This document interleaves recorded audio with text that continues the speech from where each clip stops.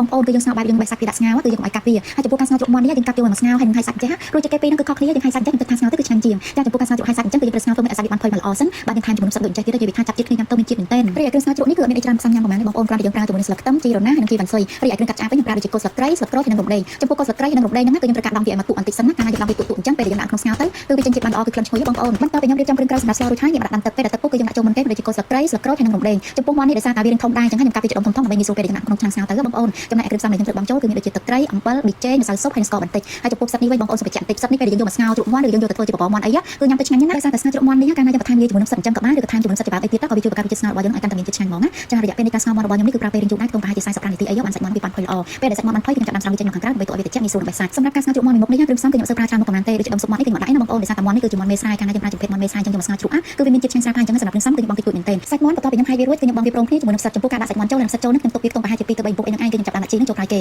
ចំពោះជីពេលដែលខ្ញុំដាក់ចូលហ្នឹងគឺខ្ញុំបិទភ្លើងតែម្ដងបងប្អូនហិចម្ទេសនេះបងប្អូនចង់ដាក់ក៏បានអត់ដាក់ក៏បានដែរតែសម្រាប់ខ្ញុំចំពោះការធ្វើស្ងោរជ្រូកគឺចូលចិត្តបែបនឹងហិលគឺខ្ញុំដាក់ជាមួយនឹងម្ទេសគ្រាប់ផងហើយខ្ញុំហាន់វាជាមួយនឹងម្ទេសដៃយើងដាក់ចូលលាបន្តិចដែរនិយាយទៅស្ងោរជ្រូកមួយមុខនេះពេលដែលយើងបងគ្រឿងជីចូលនិយាយថាក្លិនគេហ្នឹងចឹងគឺស្ងោរជ្រូកហ្នឹងឯងបងប្អូនគឺឈ្ងុយមែនទែនរីឯរសជាតិគេវិញហ្នឹងគឺមិនបាច់និយាយមកបងប្អូនគឺមានជាតិមែនទែន